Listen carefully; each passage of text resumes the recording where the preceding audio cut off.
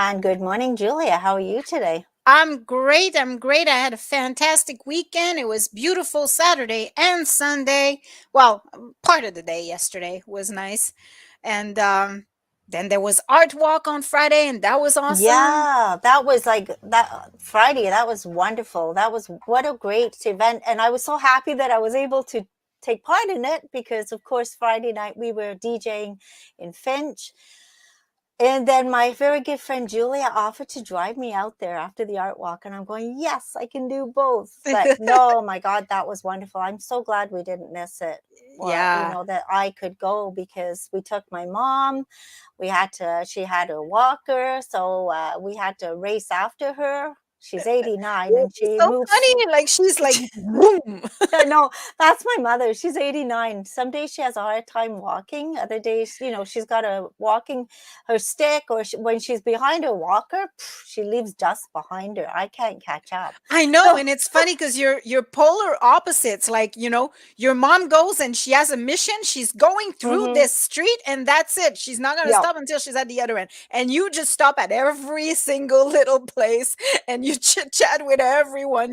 Well, So because it that's was what we funny. do, and we take pictures. But see, that's I more take after my dad because my dad was more like me. He was, takes his time, smells the Yeah, roses, yeah. chats to people, and then my mother was always in front of us, Your like mom just is like boom, gone. tapping her foot, looking at her watch, waiting for us to get there.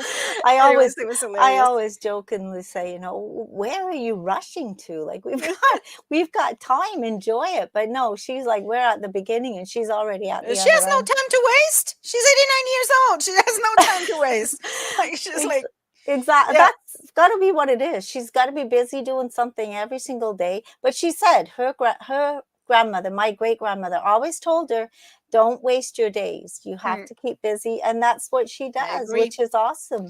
Every minute is precious. Anyways, I'm super Exactly. excited today because Because we're doing a little bit of a show with a twist to try and get some people coming in to talk to us.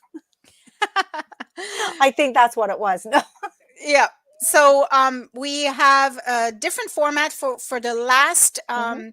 the last week. Is it the last week of the month Last now? Yeah. Monday of The every last month. last Monday of the month, we're gonna bring in two guests that are super awesome. They have their own show on Kojiko, um, Called Men Talk. Men Talk, and it's all about mental health.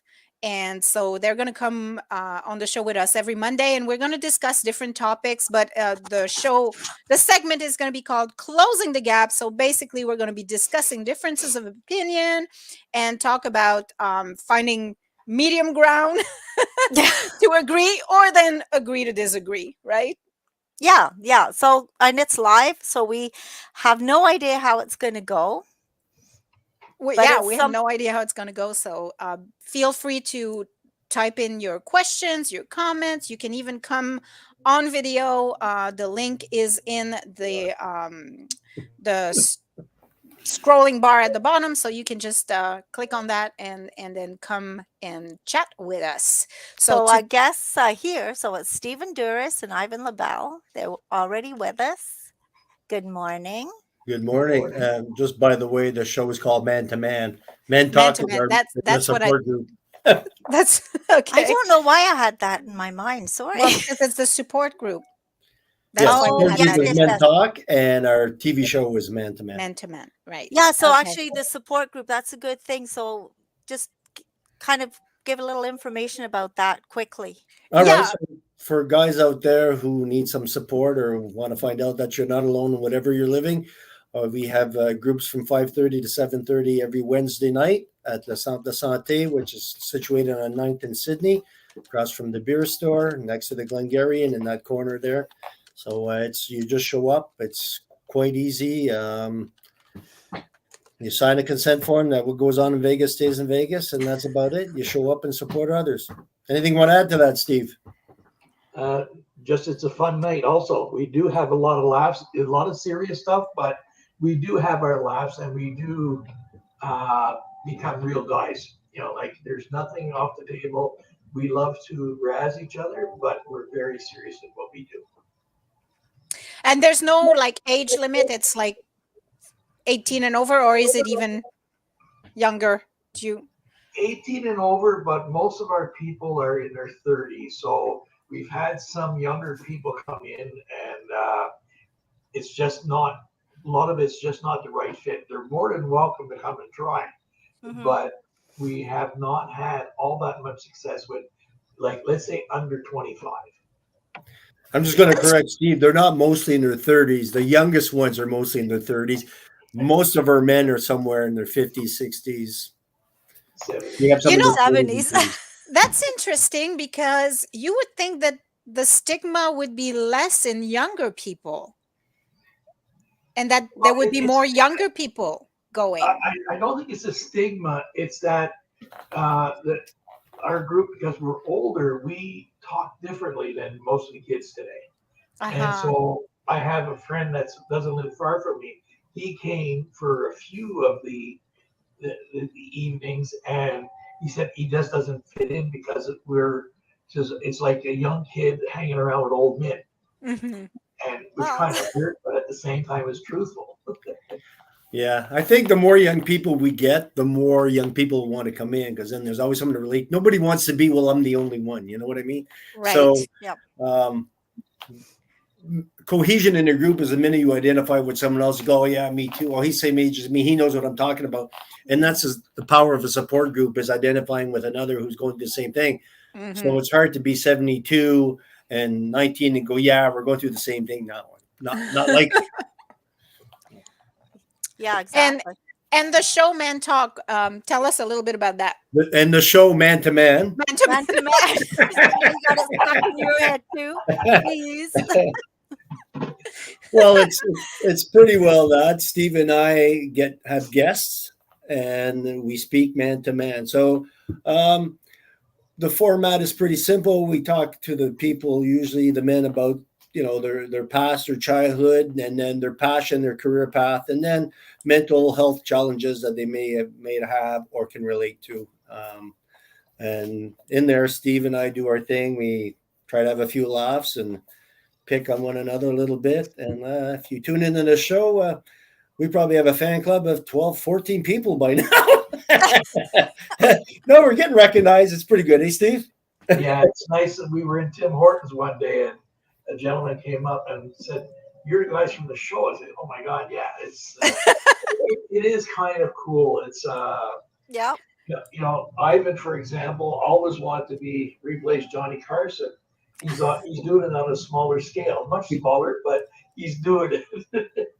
There you go. It's all about following your dreams. Well, Yeah. it's kind of like Julia and I too. Like, over the years now we're known as the Seeker Chicks, and it's cool when you go somewhere and someone goes, "We know you," and we're going, "You do?"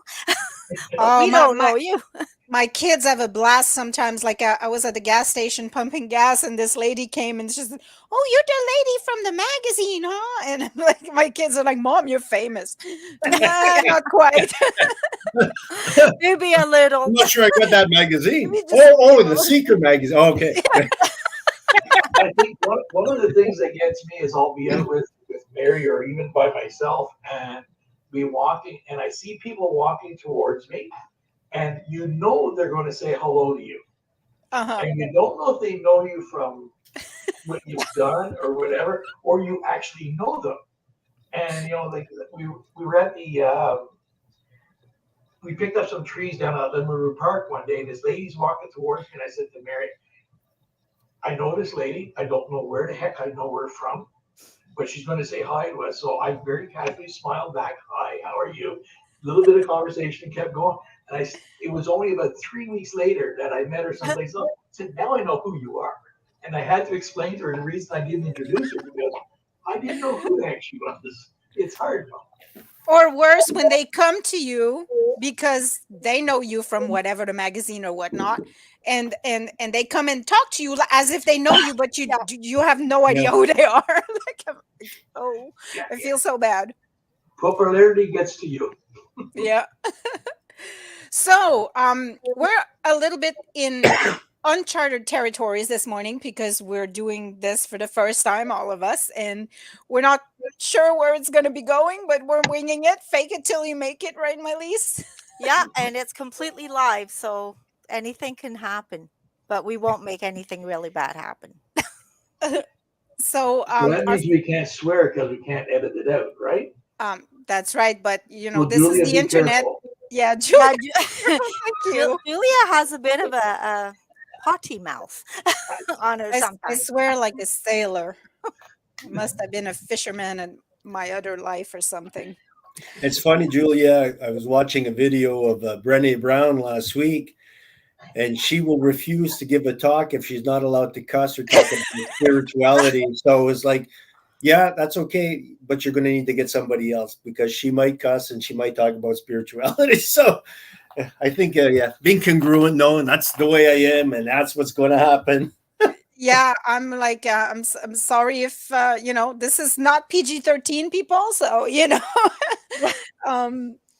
if kids are watching, they're your kids. Make sure they're not there. So we're going to be talking about the family unit and how different it is from back in the day to today, because we're different generations, eh? Yeah, All of we us, have I think. three different Three? age groups pretty well. Well, kind of three, Ivan? Kind of. Kind of three. So we We're have, not that, yeah. Between us, we're a generation. There's like 20 years from the youngest to the oldest, mhm, 20 some years maybe. So we all yeah, have a little bit of influence on what was going on at that yeah. period of So time. we've got in our 50s. I'm not saying who's who. Um, I'm not saying anything. And we got you gotta in our wash your mouth 50s. with soap. We've got in our 60s and we've got in our 70s. I'm not pointing fingers at anybody. So I'm there's gonna plenty. wash your mouth with soap. They Well, used I to got to do do the that. reverse. They used to do that back in the day. Hey, wait a minute. Wait, yeah. No, Yeah. yeah. Whoops. We're all confused. Okay. We're not sure which way we're going, but It's like anyway, backing yeah. up a trailer, eh, Steve? You got to. Watch the wheels. Watch the wheels. Good Yeah. morning, Gail. Good morning, Gail. We have Gail listening in to us. So hopefully Gail Oh. might come on and say something. But anyway, so yeah, we're talking about the family unit and how it's changed. And like I say, we have 50s, 60s, and 70s. So hopefully we may get somebody calling or commenting who might be 20 or 30 or 40 just to get some different input because Mhm. the family unit has certainly changed. And raising kids is completely different back from what it was back then. Like, I mean, I remember growing up in the 80s, it was and it's funny because my kids are watching Stranger Things now, which is taking place in the 80s, and they're looking at all that and I'm like, Mom, was it really like that back in the day? You just took your bike and left for the entire day and didn't come back until, and your parents could not track you with your phone? Or Like, you, yeah, or it was like or that. or the GPS on your phone, like the whole bit. We didn't even have phones. I I mean, know. I didn't have a phone. Now Yeah. imagine when the traditional French Canadian family. So my father came from a family. There were originally 16 in the family. Hi. And at one point, it's the older kids taking care of the younger kids because you Mhm. can only do so. And this is like during the Depression and wartime and all the good stuff that went on historically back then. A family unit had to be totally different than what we know today. There was no. You grew up fast. My dad was a merchant marine at 15 and in the army at 17. Mm. Wow. It wasn't like today where they're gaming in the basement at 32. 32. I'm not Summer. making a generalization. I'm saying there are some, maybe, perhaps. And to Yeah. support that, just to support that, last week I was talking to someone from the city who was telling me they're having trouble finding employees, that they haven't had anybody apply. And I don't remember a time where no one applied for this, like didn't apply for city jobs, and they're having a hard time getting employees. So if you're looking for a Wow. job, apply to the city, folks. There's jobs out there. The students are doing lots of it now, but I mean, it's not the same thing, right? So Well, Yeah. yeah, and the sometimes. students are starting to get ready to go back to school soon. So, well, actually, not back to school. What am I talking about? We're in Yeah, June. school. They're just finishing school. I'm Let's really, do the time warp again. Good morning. yeah, I'm tired. They were done last week. They're getting ready to go back. Eventually. Actually, some are just finishing today. Some of the schools are closing today because I know my little brother said I don't know why they're bringing us into school on Monday to tell us we're on a holiday after that. It's just like a waste of a day. So I said, just to make sure you don't get a long weekend before you start your holidays. You just don't get it. But you're Exactly. talking about the going back. I grew up in the 50s. So like as a kid playing outside in the 50s was a big difference from now because you don't see kids outside playing, or rarely, very, very rarely. And I just love when I think back of the times that we had back then. We would go out in the morning and come back at night, for God's sakes. And everybody's parent took care of everybody's kid. Yep. If one went in for dinner and you had to have three other ones in the backyard, you fed them. They didn't have a lot of food, but they shared it, which was, I don't know if they still do it today. My son's 42, so it's hard to say what's happening in today's generation. You say that, and all I can think of, Steve, is the big thing of Freshie that probably costs like 7 cents to make. And the homemade popsicles made from Freshie. Sugar, more sugar. Come on. Well, we used to go for picnics. One of my oldest friend, actually, not in age, but in years. We've known each other since we were 2. So it means that 71 years we've been friends. And we used to go up and buy 5 cents of bologna. I'm just going to go for a second. Julie is calling. Just one second. Okay. Talk amongst yourselves. We go and get 5 cents of bologna and 2 bread rolls and sit up on a wall and have a picnic. And that was our time. So, okay, Ivan, we can take over the show now. Seems like this concludes today's. Yeah. So, anyways, back in you said 50s. Me, it was like late 60s, early 70s that I'd be playing outside and that kind of stuff. And I think it was the best of times. What makes me sad is that there's less and less forest for people playing. We played in the bush and streams all the time. No matter where I lived, there was forest to go into. There was, you could we moved to St. Andrews later on, we'd fish on the Raisin River. But there was lots of spaces that I don't know who they belonged to, but you would just fish there, you hike there, you do whatever. And now there's, unless you go to like Grace Creek or you don't trespass on people's land and make a picnic in the middle of the bush anymore, kid or not a kid. So it's definitely different times. So actually, Julia's internet went down, so she's going to be back as soon as she gets it back. So that's, you never know what's going to happen when you're doing a live show. So that's what she couldn't Facebook or text me or any other way. She had to call because she had no internet. But yeah, I remember too, when we were younger, we had, I'm from England. So at the bottom of the garden, we had like a big playhouse shed kind of thing. And all the kids in the neighborhood would come there. We'd play out all day. We'd play school. We'd play all kinds of stuff. Nobody had a computer, so we didn't sit in front of that all day. We just used our imaginations, right? And like you were saying, if the neighborhood kids were over, everybody got fed. Yeah. I think the kids today are missing so much by not having those friendships. Like I say, my oldest friend, like 71 years we've been friends.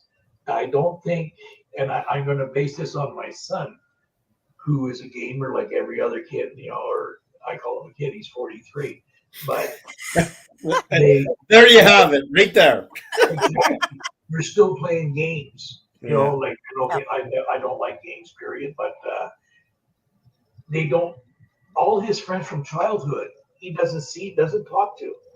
Whereas I was out yesterday with my other oldest friend who I've known for 70 years. So it's like the kids today are not going to have that going forward. And it's something that's going to be really, really missed, I think. But again, you don't miss what you never had. Yeah, everything's about relationship. Our mothers used to give us a couple blankets, some clothespins, and you'd convert the picnic table into a submarine or a helicopter or a tent, or if someone bought a fridge and you played with that box till it got rained on. Like it, just imaginations. I think we use more of it now. Now there's, they get lots of stimulation for the imagination, but we made do with whatever. Everything was an adventure. I'd watch a Tarzan movie and I'd go swimming from a rope and find out that burns when you slide down. You know what I mean? Like, so the times are different. I remember at one point we were in the back of in the garden, and we were digging a hole because we were determined to get down to Australia. We were going, things like that. I still remember that film. What were we thinking? We had to go through what to get there, but we were going. Yeah. I remember there was an era where we dig and you find like clay, but it wasn't like refined clay, you know what I mean? But we made pottery out of that. I mean, it would crack in the sun, but everybody was making pottery and jars, Yeah. birds' nests, and Yeah.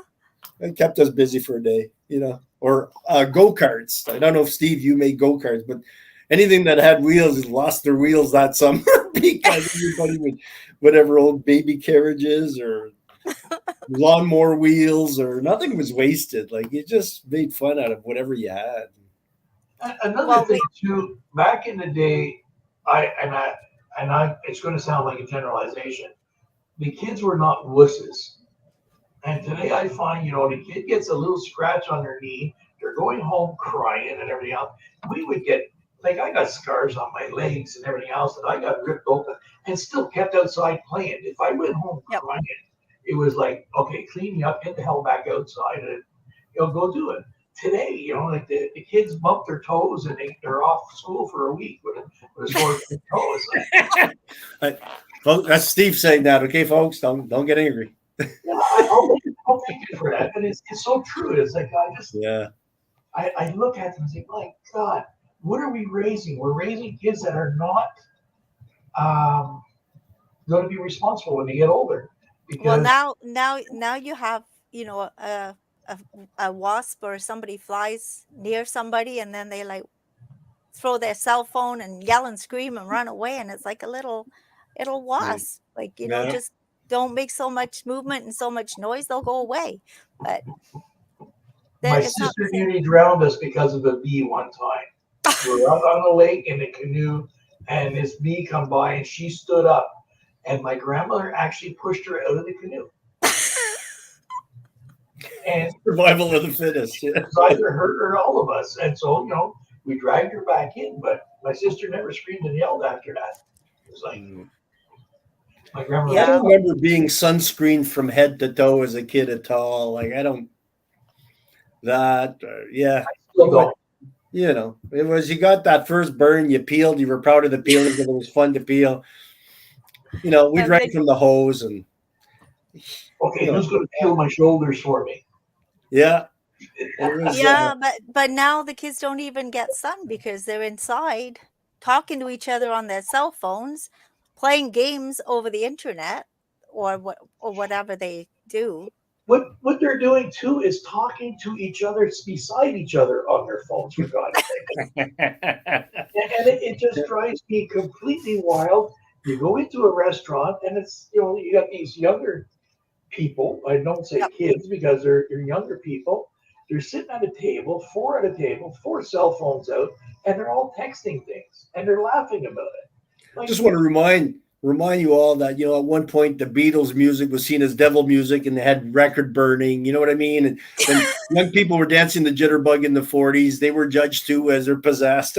So we always think the next generation's a little loopy, but we were the whatever in our generation too. Like, kids these days. On that, I was going to say, like they're sitting at the same table and they're not talking to each other. Yeah, and that's the big thing is they're losing the way of conversation. Yeah, and conversation, we all need it because it helps heal us. It's all about the relationship for sure. But I mean, back in your day, Steve, there, according to what I saw on TV, like on a Friday, people would go to a friend's place, play records, and dance. Like I don't think people do that anymore. I don't think guys and girls dance in someone's house anymore. No, they don't. My parents always used to have. My stepfather and mother always had like for parties going on someplace. And we used to go to dances. Do they still have dances like in halls for kids? Yeah. Well, I know pre-COVID, Sheldon is a DJ. My hubby's a DJ, so we used to do dances at Citadel. Once once a month on Fridays, we did the Citadel dance, and all the kids from the different schools come. But of course, COVID kind of changed that drastically. Yeah. They were supposed to try and start that back up, but they haven't because of the situation. So yeah, we did that once a month, and you'd have lots of kids coming together, having fun, hanging out. A lot of them dance too. But I don't know if anybody's doing that right now because of COVID. We used to we used to have a dance at there's an old fire department in the area that I lived in Montreal, and downstairs they had a dance every Friday night. It started at 7 o'clock and closed at 11. And it would cost you, I think at the time, 25 cents to get in. Wow. And you went in and you danced all night, and it was fun because once you had your hand stamped, you could go in and out after smokes as much as you wanted. We all smoked at the time, and it's like, but I still have memories of certain girls in the corner you want to dance with. You go over and dance. Do the kids still? It's something they should have now for the kids, like on a weekly basis. They get them together rather than this. Yeah. Well, that's what the school dance at Citadel was doing. People were, I mean, some were sitting in the corner doing this, but others were hanging out and dancing, and it was fun to watch them interact with each other. But again, I don't know if that's starting up again or not because of COVID. Even for adults, like, so my dad was a member of the Legion because he had served, and I mean, and everybody else, right? Post-war, so the Legion was like a really good place to socialize, and they'd go out like every weekend. There was a dance at the Legion. I don't think there's dances for adults anymore. Like I don't go out with my spouse dancing on the weekend unless it's karaoke somewhere and there's a little dance floor we can dance. But I mean, there's no dance hall as such for any generation right now. And locally, I don't think, unless you're, I know friends like whatever they do, salsa or la bachata or whatever, and there's specific places they go out, but not locally, not here. I don't think so. That's what we should start again. I polish my dancing shoes. Yeah, I want to see Ivan doing the salsa. Well, Yeah. Last year, Mary and I started to take lessons at the Benson Center to do the Roomba. And then it got shut down because of COVID and a whole bunch of other stuff. But we've talked about going back to do it again. Once our lives quiet down a little bit more, it's like, it's been crazy lately, but once it quiets down, to get back out and do it. So it's. But I think I'd like to get back to the subject of then and now. So I remember when I was studying in school, I remember they were talking about traditional family versus nuclear family. So the nuclear family is kind of what I had with my children, like, mother, father, couple kids, nuclear family. Traditional one, grandma still lived with you and all. And I think it's coming back to that, doing full circle. For those of you that remember the 70s, All in the Family, Archie Bunker, like the in-laws, his daughter and his son-in-law lived in the house too. That was more traditional. So people stayed with you until they were ready to move off, like to something else. And I think that's happening again, probably not motivated by the same reasons, but I mean, the price of real estate and all that. So I think we're going to see a return of traditional families where more people are living together in the same household. Oh, we're seeing that now. Yeah. Well, I know whenever I was young, way back in the whatever. We're not saying ages here, but yeah, I mean, for us, it was the traditional family too. Mom, dad, 3 kids. And then my great grandmother used to come and visit, stay with us for about a few days. Then she would move and go to my aunt's house for a few days, and then she would go back home. So that was what we were used to, but I mean, that wasn't always normal either. But my great grandmother was 90, and she'd get bored, so she would just move around and come and stay with all of us. But that's not normal either. I don't know. But what is a normal family unit? Like, what is your family unit now? There's so many variations, right? Dare I touch that subject? There's a lot of variations. It's before it was, like when I was married for the first time with my wife, we had my son. And so, but thinking back then, when I was not working, we had a family life. But back when, uh, with my first marriage, the tradition was for the man to do everything, work Mhm. every time. The women very seldom went out. And I remember I was talking to Mary about this the other night. Today I would be classed as a real chauvinist because I kind of laid down the law to Sandra at the time that you're not working, you're staying home, you're going to raise him. I did it for not because of chauvinist, because she was raised by her grandmother because her mother had to work because her father had died young, and I was raised by my mother, so I knew what it was like having a mother at home. And Mhm. I remember telling her, "You're going to stay home because I want him to have what you missed." And so she stayed home with him. And it was good for him because he got to know the family life, got to know his mother, and being raised by that one person was great for him. But it we lived in Quebec. By the time that she was ready to go back to work, she couldn't get a job because she didn't speak French. So she Oh, ended up okay. having to change provinces and everything else. So maybe some things would have been done differently. But today, women have to work all the time because of the cost of everything, the cost of living today compared to when, I bought my first house. It cost me $28,000. Try and buy one for that now. Wow. You buy the outhouse at the corner, but that's about it. I'm not even sure if you can get that anymore. And I remember going to Vancouver, and at the time, like I'd be at a home, like I said, $28,000 for a 3-bedroom bungalow on 150 by 150 lot in Montreal. And I remember going to Vancouver, and a shack was at the time about 90,000. So who could ever pay something for that? Now it's like, you're buying a beat up trailer for 150,000. So it's but life was different. Life was easier, I think.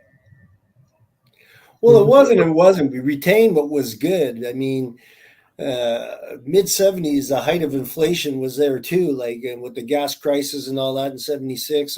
So times were tough there. High interest rates, all that kind of stuff. I mean, we tend to remember what was good about stuff, but there was periods when, I mean, if you were the child, I mean, you weren't aware of it more than that, really. But your parents were probably struggling. There's always something. There always seems to be something. I can't imagine, wartime, and you have like my grandmother had like probably like 3 sons overseas at, like who's coming back and all that kind of stress. My mother, I remember telling me that there was dances in Cornwall, and you were encouraged to go dance with the guys that were going to be leaving to go overseas. And she'd tell me like lots of them didn't come back, and I mean, it was a whole different era. Yeah. I mean, we didn't see that. I mean, I got a peek at the Vietnam War, but I mean, we were on the Canadian side watching that, but it was on the news, and it was, yeah, horrific No, stuff we going on. definitely have it good because my mom and dad from Estonia, and they came like through the Second World War. They ended up leaving Estonia. They were both 11 years old, children. They left kind of like what's happening in the Ukraine right now, which is really scary. My mom can't watch that because of the situation they went through. But Mhm. again, I mean, they were 11, they were children. They were leaving their homeland with like whatever was in their suitcases, going to, they had no idea where they would end up. Like that's tough. Yeah. So now it's like our lives are Well, nothing like that, you know? there was no child labor laws till the late 30s. So Yeah. my parents, my dad was working in a slaughterhouse at 11. My mother was washing floors at the Hotel du Hospital at Well, 11, 12 years old. I mean, today we don't ask them to take out the garbage as too much, So I know that the brain's maturing differently and all that, but it was a heck of a time. You grew up fast then, and I mean, young men were in charge of planes and boats and all this kind of stuff, and now we have a transitional driver's license, and I yeah. get all the other stuff. I mean, there's more cars on the road and all that. My dad told me his driver's test, like someone was standing in the field. Okay, drive there, drive there, drive there. Okay, back up. Okay, here you go. Like things now, you got to take these, driver's ed and safety test. Same thing with motorcycles. I mean, back in the day, you just said, "Yeah, I can ride." And Well, when I got my driver's license, in 1970, I passed it on a Volkswagen Beetle, and I went to Verdun in Quebec to get it, and the guy wanted to be paid off, and he told me, "You failed, you can't park." It took me 2 times to parallel park, so he says you can't park. So I went to another license bureau, and I told him this is what. So the guy took me around the blocks, and there was no cars parked on the street. He says, "Pull in." So I pulled in. He says, "There's nothing wrong with your parking." And so I said, "Okay, geez, thanks." He said, "What kind of license do you want?" I said, "I want to drive." "Do you want a tractor trailer license?" I said, "Sure." So I got my tractor trailer license at 20 years old, and I never driving a VW. Yeah. And parking, Well, that was good. Parallel parking on an empty street. That's good too. Yeah. And they gave me the what they called in Quebec a chauffeur's license, which meant you could drive whatever vehicle you want to drive. And so, it was crazy. Today, like if you want to drive tractor trailer, you got to take courses, you got to do everything, and you got to be a little bit nuts to drive them today with all the rules and regulations. But so let's talk about that. How much more safety precautions there is for everything. My mom took me home, right? And I guess it was in 1964. No, it wouldn't have been 64. I was born in 62, so probably a 58 Chev or whatever. Metal dash, and I sat on her lap, and Dad drove us home. Now they're strapped in, whatever. I think they're facing the other way now. I'm not sure, but they're strapped in. You can't move. Like so many things. I remember playing Pop-O-Matic Trouble in the back of my aunt's station wagon there. We'd be 4 guys sitting there on the highway. But the best one, listen to this. In 1972 or 73, the only trip we ever took, we went to Gaspé. Now, my sister and I were in the back of my dad's pickup. It had a box on it, but not a camper, just those like boxes on top of the pickup on those aluminum lawn chairs. And when he'd stop, we'd slide back and then back all the way to Gaspé, lawn chairs in the back truck, no seatbelts, no nothing. And it wasn't against the law. And that's how much they cared for us. I can top that story, Ivan. My dad had it again in England, but he had one of these vans where the motor was like in the front, but there was like a hump. Yeah. Because it was nice and warm. So I sat on that. And at one point, my dad put the brakes on. I slid right underneath at his feet. He picks me back up, puts me there, continues driving. No seatbelt, nothing. Yeah. That can't happen anymore. My dad used to sit me in the steering wheel when I was like a baby. Like he would put my legs inside the steering wheel and he would drive with me on there. Like it was leaving a free hand for his beer. Or I would just hold it. Oh, that's the other thing. My dad used to have these little shot glasses, and he would my dad was a drinker. He liked his beer every day. He would have his beer. Anyways, he would take this little shot glass and he'd give me my little glass of beer. Like, I mean, God damn it, if you did that today. Yeah.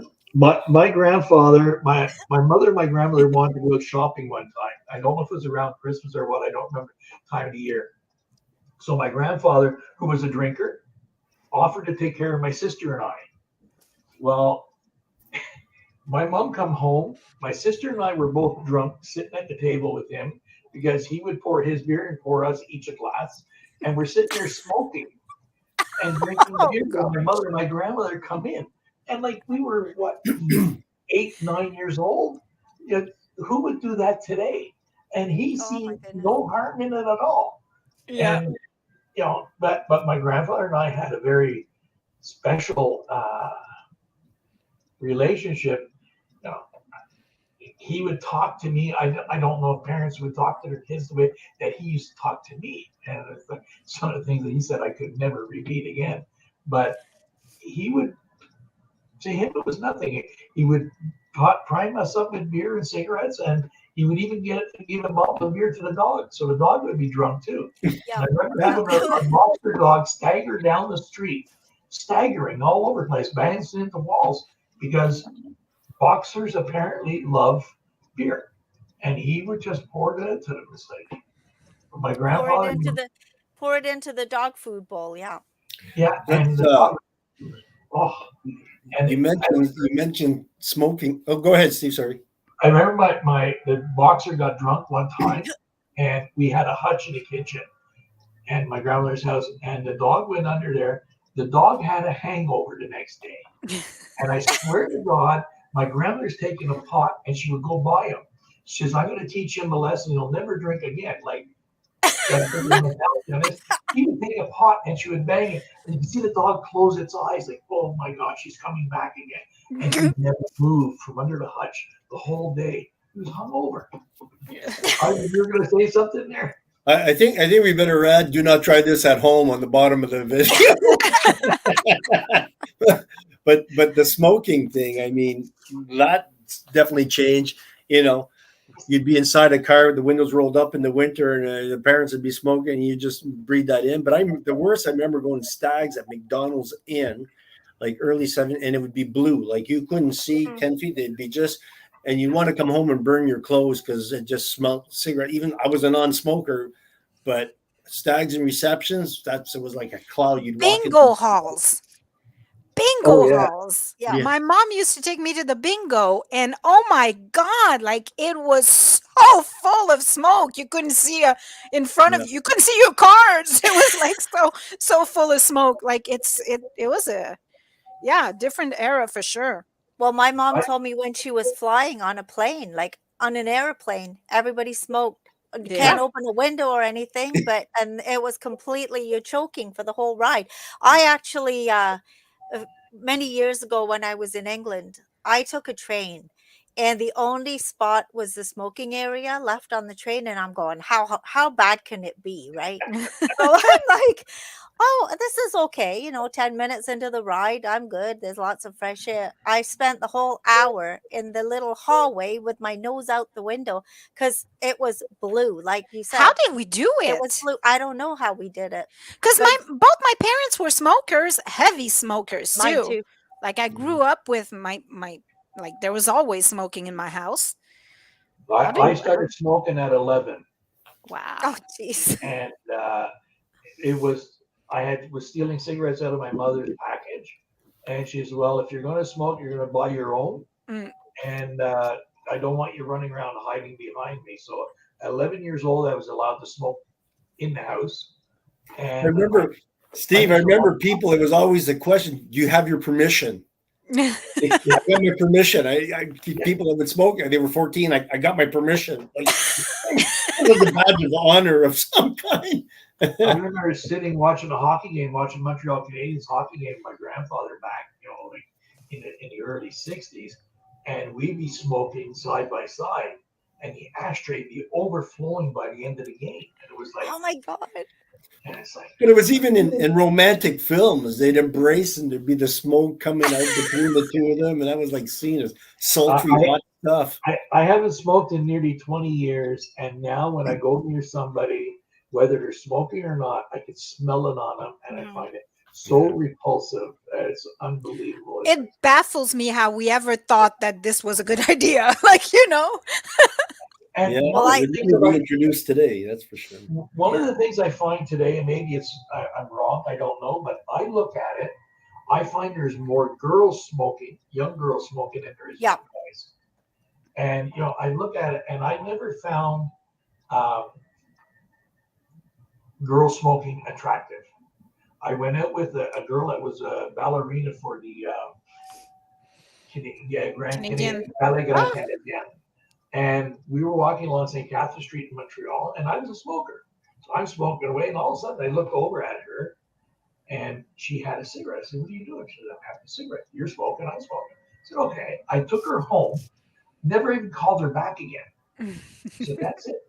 And when I met her one day, she said, "What happened?" I said, "You're a smoker." She said, "Well, you smoke." I said, "No, but you're not allowed to smoke." Yeah.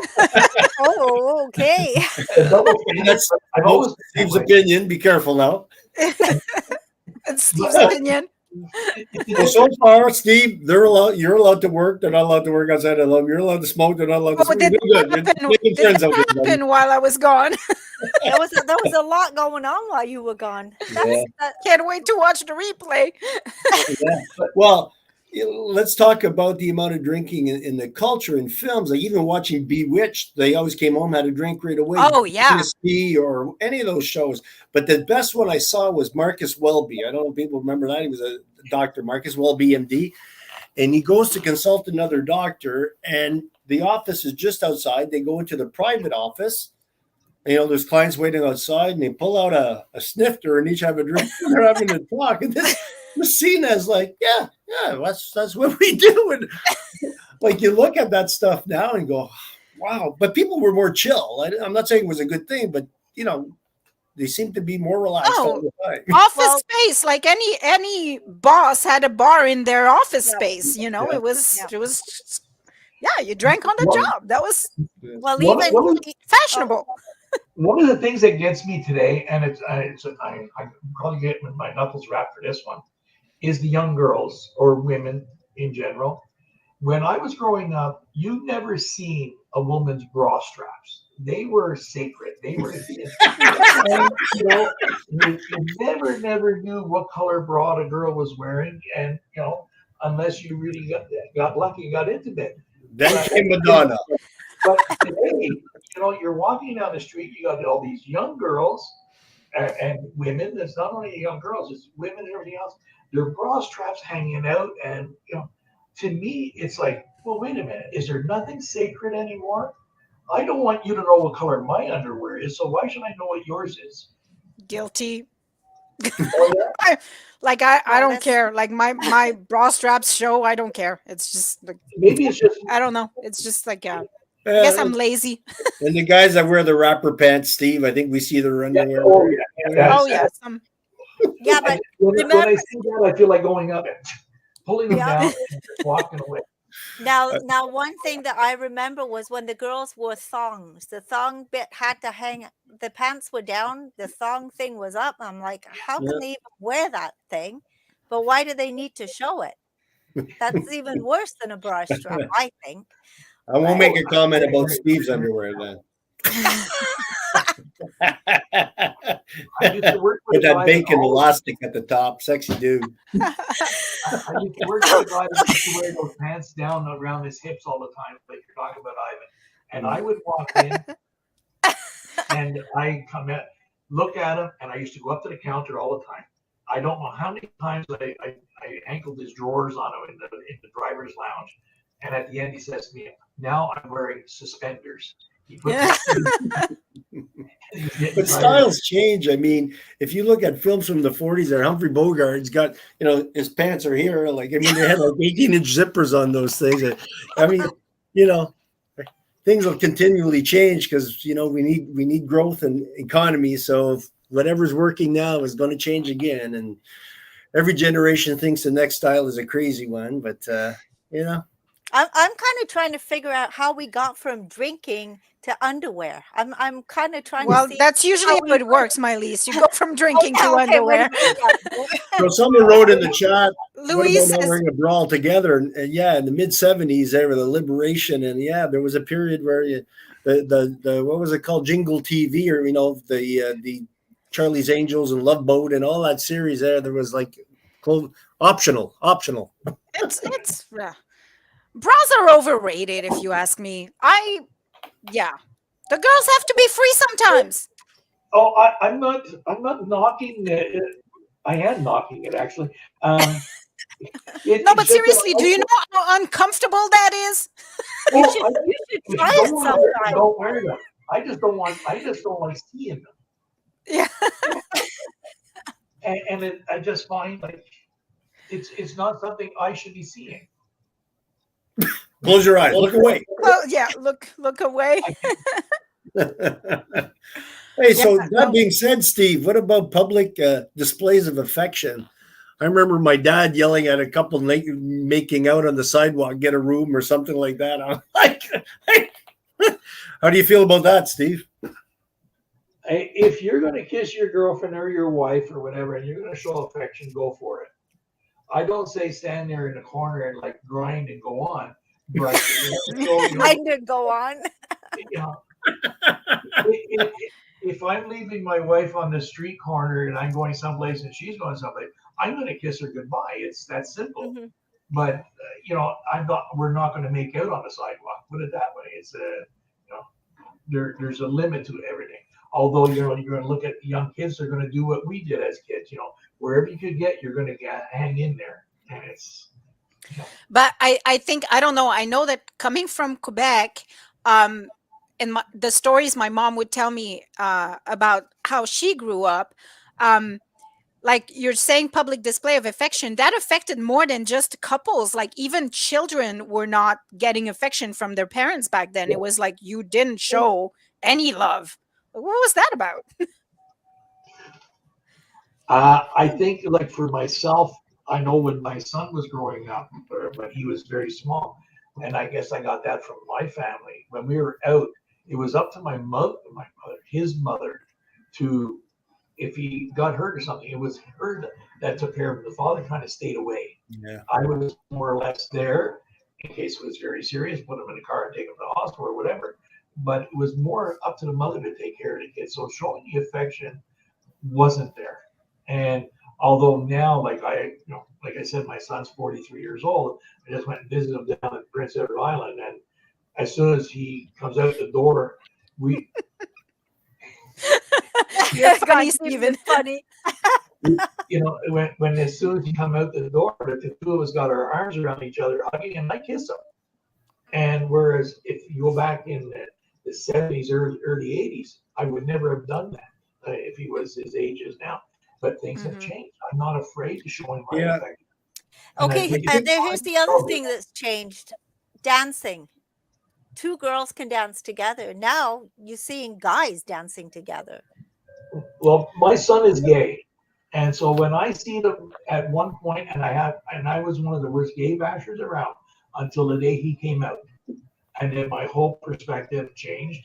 It was either I accept it or I lose my son, and I wasn't going to lose my son. And I look at them, and I remember him and kissing his boyfriend goodbye when I was picking him up. And the first time, really like, ooh. After a while, it's like it became the normal, and now it's normal to see it for me because I've been around them enough times. I think for everybody, when they learn something different, it's awkward. And like I said, I had a choice. I either accept him the way he is or I lose him. Yep. And then I've seen him dancing. I've seen other guys dancing, and that part doesn't bother me. If you got to be happy in your skin. If you don't want to dance with another woman, you don't. If I meet Ivan and we want to play around and go and dance, I'll dance with him. I don't care. That's my opinion. Just take advantage of your partner. But it's what you're comfortable with and have fun. I don't know. Yeah, but I'm just saying, guys and girls on the whole, like it's just a bunch of guys will get together and dance. Where at one point you didn't. Well, really yeah, see usually that. like back in my day, Way back. the girls were on the dance floor, the guys were just watching. Yeah, We're and now wallflowers. What was that? Yeah, she might be. We want to watch the booty shake. We don't want to be out there watching shaking. but now it's actually the last stag that we did. It kind of turned around because there was a lot of girls around the dance floor and the guys were dancing on the dance floor. It was that was weird. Do they still play slow songs that guys can get up and dance with the girls, or is it just this rap stuff? No, we play slow songs too. Oh, Many societies of guys dance with guys and women dance with women. Not new. I'm finding it's a lot these days, a lot more than it used to be 10 years ago, even when I started DJing with Sheldon. It Okay. wasn't Oh like- yeah, you would know because you're seeing the DJ trend. Yeah, because we've done it over 10 years. I've been with him, so I've seen different things even changing in that Shifting. respect. Yeah. Yeah. Life it's is good freer 'cause- today, though. Like with the LGBTQ2 group, it's made things a lot easier too for guys to express themselves. Yeah, Whereas before, they were hanging back, afraid to make a move, exactly. afraid to do stuff. And now, whereas girls, it was common for them to take and hug each other and take and hold hands or whatever. And now with the like I said, the two LGBTQ, they've loosened things up for everybody. They've even made Mhm. it easier for men in general. They give us a chance to place, and it's one of the reasons we're able to succeed in our groups because we're allowed to talk now. Where Yeah. And before that's we weren't. that's a good point. And when we go back to the family, we were talking. You were saying that the mother was the nurturer, and the Yeah. father was like stern and the discipline, right? So it was not allowed for guys to be vulnerable, and now it's opened it to everyone can have emotions, which is good, I guess. I guess there's one phrase that sums it up that we probably most of us heard was "Wait till your father gets home." Yeah. So the roles were clearly Oh defined. God. It wasn't wait till your father gets home, he's going to give you a hug and a kiss. No. It was that other thing that you shouldn't Yeah. have broke the window playing baseball. Whereas now it's the opposite. My husband always defers to me, and my child calls me and says, "Mom, can I do that? Dad said it was okay, but can I do this?" I'm like, "Well, your dad said it's okay. It's okay." Yeah. Well, when I divorced my wife and my son would come to visit me, he would come in and would ask for stuff, and for me wanting to satisfy him, I go out and buy him and then I get back and I get a call from her. Why'd you buy him that? I told him you couldn't have it. So we ended up sitting down one time and said, okay, before I do anything, I'm going to ask you. And then the next time he come in, he says he's getting these little like Rocket Robin Hood's dolls or whatever they were called at the time, and action figures. And he says, I want this one here. I said, okay, fine. Let's ask your mother. And his face changed. And after that, he never asked for nothing anymore because he knew his mother. I told him, your mother and I talk. And Mhm. I think that's where things changed for Yeah. me, is that we started talking. And It's important to have a united front for It sure. is. The It parents, is. you know, support one another so the kids don't play behind your back. That is timeless, I think. Oh yeah. yeah. But I didn't have a father when I was younger, so my mother was the one that did all the disciplining. And I tell you, my mother was 5'1" and about 90 pounds. But when she hit you, she hit you. And Well, like, That's As long as another you not thing try now. this that's at another home. thing you can't do no more. oh, they should bring some of it back. I'm sorry. But I got accused one time of being bold to a gentleman, a Mr. Legault, which I wasn't because I was brought up never to respect adults, not to be bold to them. And I remember I was out on the street with some of my friends, and all of a sudden my mother comes flying out the door with a belt, and she is whacking me across the back, across the legs, everything. And I ask her, what did I do? And then smack, smack, smack. You'll never do it again. I get in the house and then I'm sitting there crying for sure. And all of a sudden, knock on the door. It's Mr. Legault. He says, I'm sorry, Mary, but it wasn't your boy did that. Oh. So she said, well, he won't do it in the future anyways. And walked away. Never apologized. She never, ever apologized for disciplining. And it was like, Yeah. Parents didn't apologize. Way out. Yeah, I think we went from one extreme to another. yeah. And Now I remember my son was 8 years, 7 or 8, and he came home and he had this note in his book bag, and I'm looking at it and I said, "What is this?" He goes, "Oh well, if you say anything to me that I don't like, or if you do anything that I don't like, the teacher told me to call this number." Well, oh, right there and then, you couldn't even discipline your kids anymore because they could call that number anytime, Yeah. and that came from school. my child threatened me with CAS one time, and I told him, "Pack your bags. I'm taking you myself." That little bluff didn't work. I used to get threatened with going to Weardale House or Shawbridge, which was the detention center for boys in Montreal. And we're going to bring you up the hill, and they would drive me by there every now and then just to show me how the kids were living. And I knew guys that were in there; they weren't that bad off compared. So, Well, Yeah. guys, time flies when you're having fun. It's already 11 o'clock, believe it or especially not. when you miss So, half of it, Julia? what was that? Especially when you miss half of it. Yeah, no Yeah. kidding, eh? Oh gosh, Kojiko was down like 4 flat tires. Anyways, I'm glad it's back. But I think if anybody has some ideas, some subject ideas too, it would be great for them to comment and give us some subjects to discuss that they would like to hear discussed within reason, of course. But this one started off as one subject and went to many, many different things. And I think that's a great part of a conversation. Hmm. Yeah. So just one last thing. I don't know if people out there remember of Alfred School, Reform School for Boys, but that was a threat all the time. We're going to send you there. And I don't think there's any more of those schools anymore, but that was the end all.